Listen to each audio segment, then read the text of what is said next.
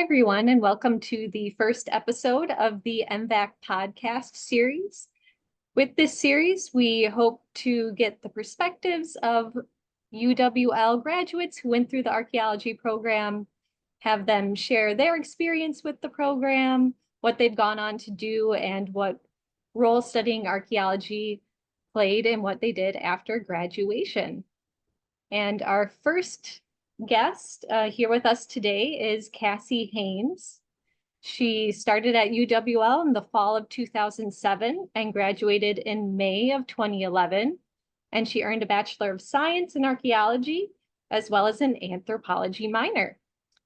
She also has a strong connection to MVAC. She worked at MVAC for 4 years during the summer as a student.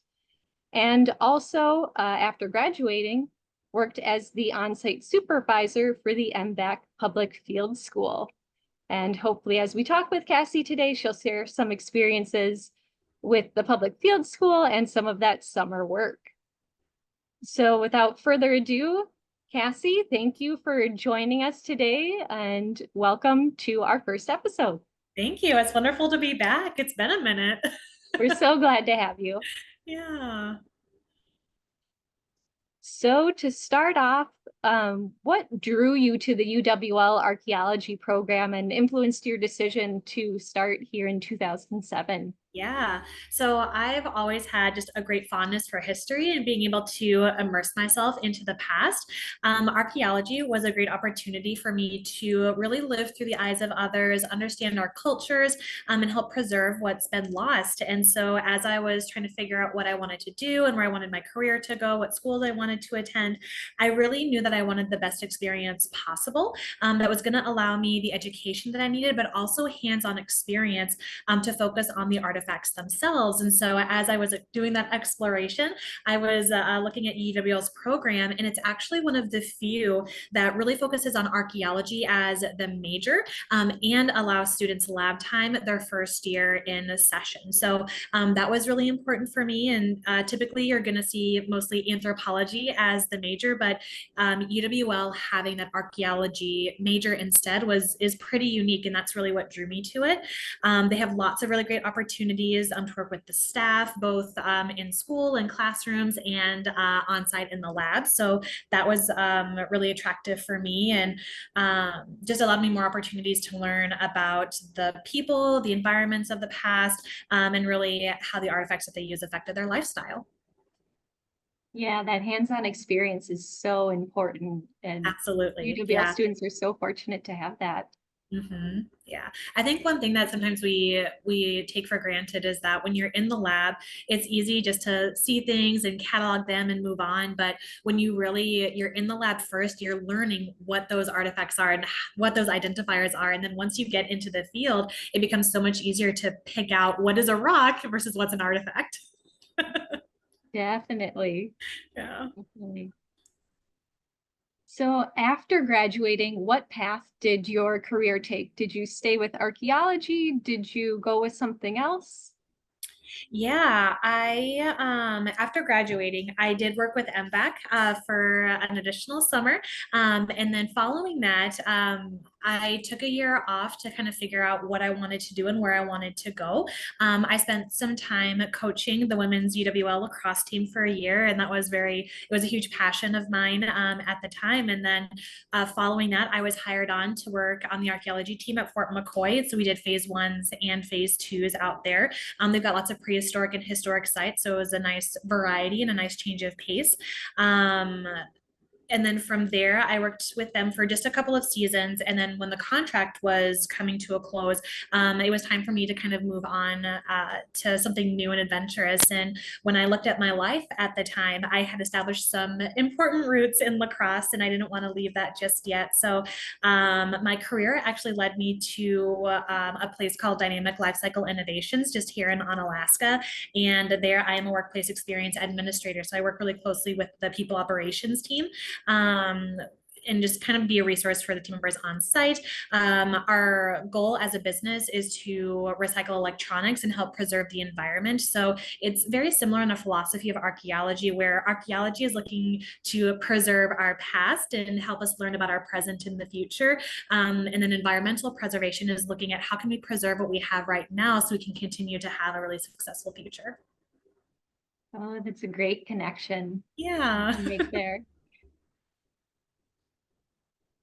Are there ways you've stayed involved in archaeology and anthropology more broadly? Do you like read archaeological articles or take part in archaeology related activities of Yes. any sort? I know pre-COVID, and as we mentioned in the introduction, you helped with MVAC's public field school and played an important role there. Yeah, I did. So, for 7 years, I got to participate in MVAC's public field school. I was a dorm supervisor and a field supervisor out there.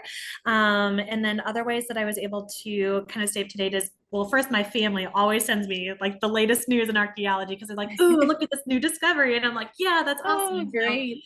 It's always fun to have like your family's involvement, and then reading like the latest articles, videos, documentaries, things like that. I've gone on a few trips as well where I've gotten to visit some sites. My husband and I went and did a trip out west. And so when we were doing a lot of like the national parks out there, I think we hit like 20 of them when we were there. We also had the pleasure of seeing some cave art and other materials that were left behind. So that was just really, it was it was a real treat to be able to see just other areas. So I love to travel, love to see those things. I also had a neighbor of mine who every year, so they've got a creek in their backyard, and every year it floods, and so they go walking along the banks and they find artifacts. There's a lot of lithics out there, and so they had pails upon pails of these lithics, and they had a beautiful wall display of all the points that they found. And I'd heard about it, and I went and I stopped by and I said, "Hey, like my parents live like 2 miles from you. Like I'm an archaeology major. Like, could I, look at your artifacts and see what you've got?" And they allowed me to walk their banks. And so I was out there, I actually found a mano and a matate. And so I was like, "Oh my gosh, like this Wow. phenomenal." I was like so shocked. And then I was given the opportunity to actually catalog all of the things that they found, all the lithics that they found. So I ended up taking over my dad's double wide garage to get everything like sorted and cataloged for them. So that was really nice just to be able to like help our neighbors and just continue to educate like our friends and family in the community just about the importance of preservation and knowing like what you're looking at. Oh, that's great that you're able to Yeah. do that. Yeah. Getting back into the MVAC public field school a little bit, you talked to us a little bit about your role. What were some of the things you were actually doing out there in the field? For those who are unfamiliar with the MVAC public field school, it was a yearly summer opportunity where high school students and adults would come work with MVAC personnel, so under professional archaeologists, and take part in an actual archaeological dig, working with artifacts, recording what they're seeing in the soil, and really getting good firsthand field experience and a bit in the lab as well. Yeah, it's a great opportunity for anyone who is seeing archaeology as like a hobby or even just pursuing it as a career opportunity. So my role specifically as supervisor, I oversaw the work that they were doing in the fields, helping them gain skills, knowledge, just like any other archaeologist would, and really helping them too to figure out what their goals were to become an archaeologist if that was their true passion. And so we have people that have all types of different interests that join us. Some are really inspired by Midwest archaeology. Others love the classics. I even had a student who was really interested in marine archaeology, and that was really great to talk to him because he wasn't really sure how to become a marine archaeologist. And so when we were just having this exploration conversation, I said, one of the great things to do is to really figure out like what is your end game. And then as you start to understand that, do a little bit of backtracking. So figure out what programs, schools, opportunities are going to give you the best experience and education to pursue that type of career field, and then go after it. Like you have to continue to like have that drive and pursue it. So it was always exciting just to see those just bright and inspirational minds like at work and just ready to pursue that next step. Oh, um, when I wasn't digging though, you would also find me capturing lots of videos and photography for the students just to help them, preserve their memories, but also like who doesn't want a super cool action shot when you're in the field? So you would probably find me in a tree at some point, or I'd be like right down in the dirt. I'm pretty sure I got a couple dirt showers from being under the sifters, taking those action shots. And if you see any videos on like MVAC's YouTube, there's quite a few that I took. I think some of my favorite ones were to attach the GoPro to a shovel so you could like see in real time like the scraping that we do. How do we get those flat bottoms? And then the ever desired skill of doing that flip toss, because once you nail that flip toss, like your whole excavation like skill set just it explodes. It's amazing what you can do yes, once you do that flip toss. definitely. Yeah. And that's great to mention too. You can go to MVAC's YouTube channel and find those public field school videos, and we're so grateful for you Mhm. having taken them. So Yeah. that's a It wonderful was thing. always fun to sit with the students and just have, a lot of laughs, but also, giving them that experience of doing like real-time archaeology. And we can't forget one of the most important things is you got to do that backfill though. So it wasn't always the most fun part of doing archaeology, but one of the most important. And so to make it a little bit fun, sometimes I would actually jump into the unit and then they would like bury me in the dirt. So that was always really fun. They would just say, Cassie, get in the hole. So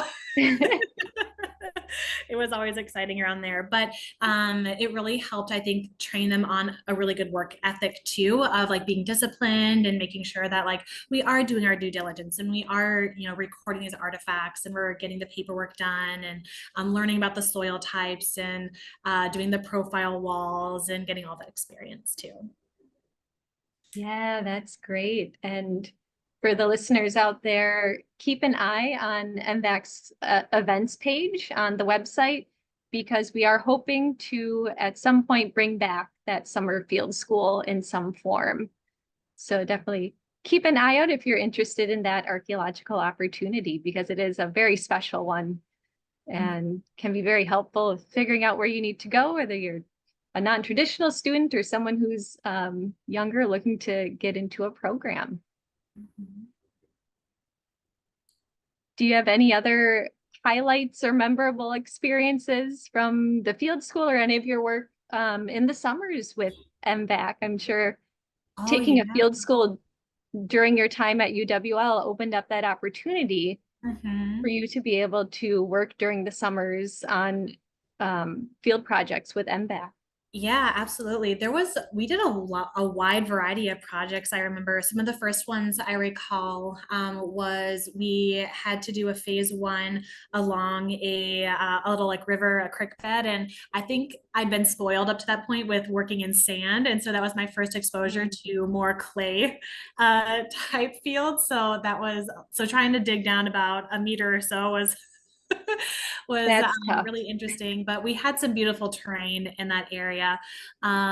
We did some projects in Necedah and Stevens Point, and there was some beautiful pine tree forests that we would go through and finding lithics throughout those areas and pottery as well. It also came with its challenges too, though. I mean, there's a lot of wilderness and wildlife out there. And so if you're not aware, you're going to get dirty and there's going to be bugs. That's for sure. Yeah, yeah. But yeah, I know. Yeah, we walked through some really nice areas. I've climbed a couple of bluffs to get to the tops so we could do STPs on the ridges. So that was always exciting.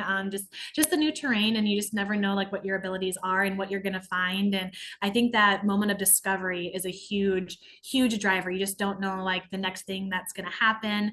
And even with the students at the field schools and when we do the public surveys, it's just so wonderful to see just that moment of just like oh my gosh, like look what I found. And then it opens up a whole world Yeah. of questions and hypotheses and theories of like, who was it? What were they doing? Like, did they live here? Were they just working on lithics here? You know, so just so many questions. And I love to see those wheels turn. It's a different way of thinking, I think. Definitely, and great experience to dig in Absolutely. different kinds of environments during all kinds of weather. Mhm. There's so many jobs in CRM for archaeologists, and that's what you need to Absolutely. be able to do, work in Yeah. multiple conditions and be able to get the project done.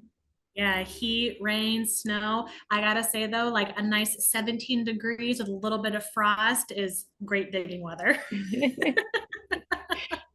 Yeah, I've had some fun days too, and the sun's just shining and the weather's Mhm. beautiful and you're in a wonderful area. So Yes, it yes, runs the absolutely. gamut. Hmm.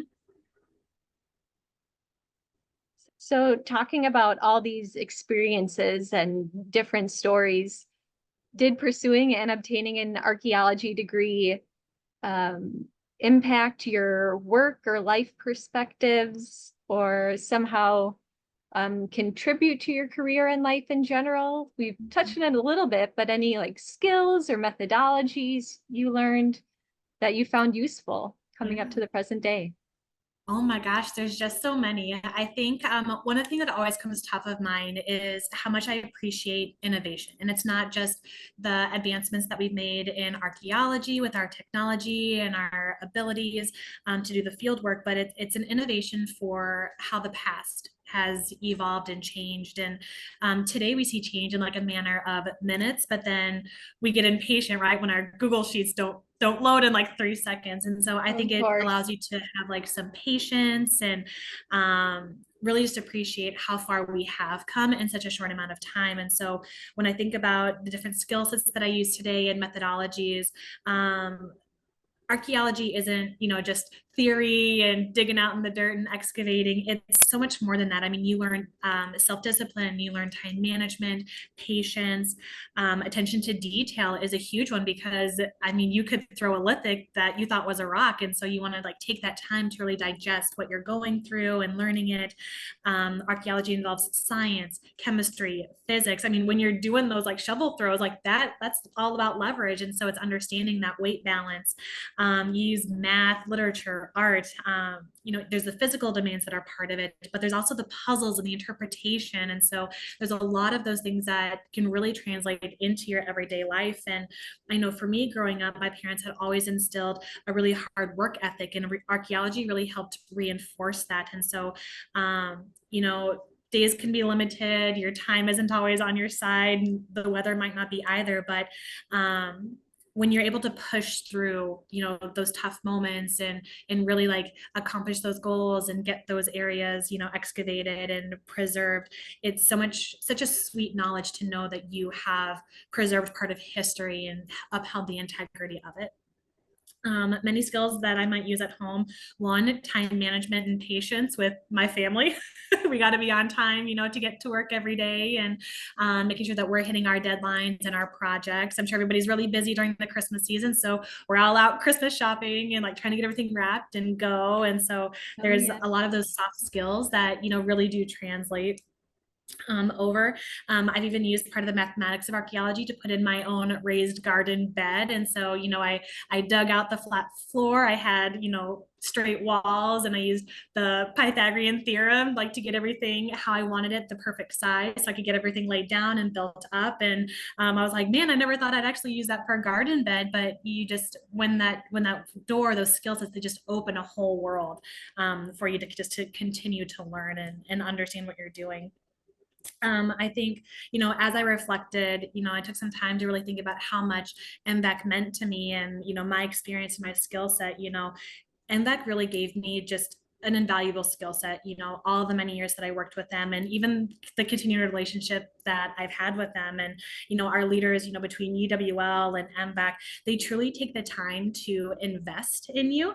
And so I just encourage everyone to like take advantage of every single opportunity that, network and get to know your friends and in your classes, and join archaeology club, just continue to learn and to grow and to lean on each other, because we don't always know where life is going to lead us, but I've learned that as long as you have like that drive and that passion, really like anything is possible. Like nothing can stop you. And if you're going to put in that hard work, like you are going to accomplish those goals in the end. And even if life leads you in a different direction, like it led me, I reprioritized, wanting to be a mom and to have a family, and that looked a little bit different in my career choices. And so, for me, one of the biggest things that I learned, and I was actually talking to somebody when I was in my freshman year in college at MVAC about this too. I was like, what happens if you change your life and you change your career? And he said, it's okay to change that course. It's okay that if you come in with an idea of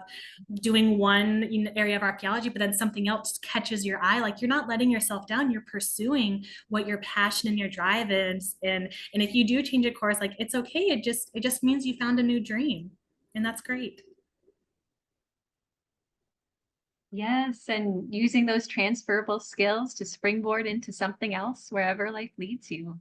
Yeah, absolutely. Yeah, at my current job, I'm a manager for three wonderful individuals, and I definitely thank my supervisor opportunities with MVAC for a lot of those leadership skill sets that I acquired. Great. One of the opportunities that we should mention UWL archaeology program students have is doing a senior thesis. So a piece of original research where students might be working with artifacts, they might be visiting a museum or a historical society to look at their materials. What was your senior thesis experience like, or what do you remember Yeah. about doing that big research project and doing a project that's meant to contribute to archaeology as a whole? Yeah, yeah. Well, first, many hours in the library, of course. Yes, that's for sure. Yeah. So for me, it's my now husband, but then a significant other who I'd known, he is a really big hunter.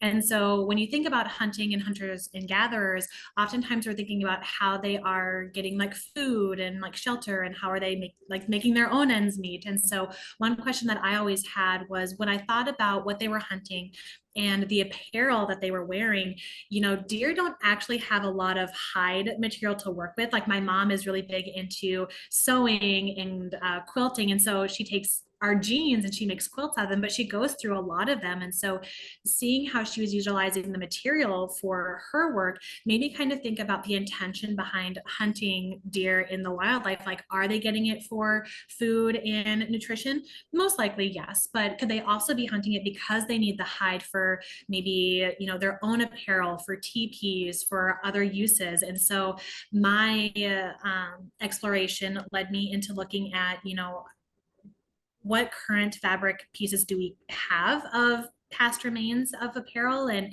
how many deer hides would it take to make that, and would they have enough with one deer in order to get that job done, and would they need to go out and get more?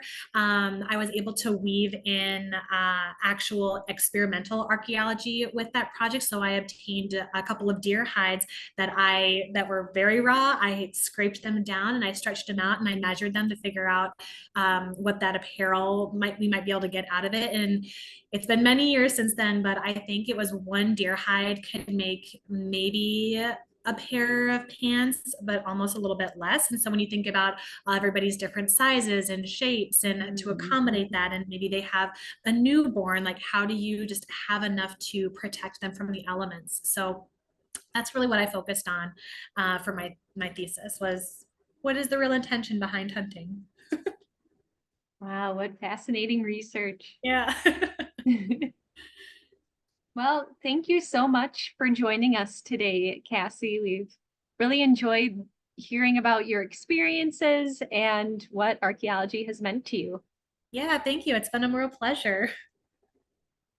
Thanks so much. And Yeah. thank you for listening. If you'd like to find out more about different archaeological topics, do visit the MVAC website.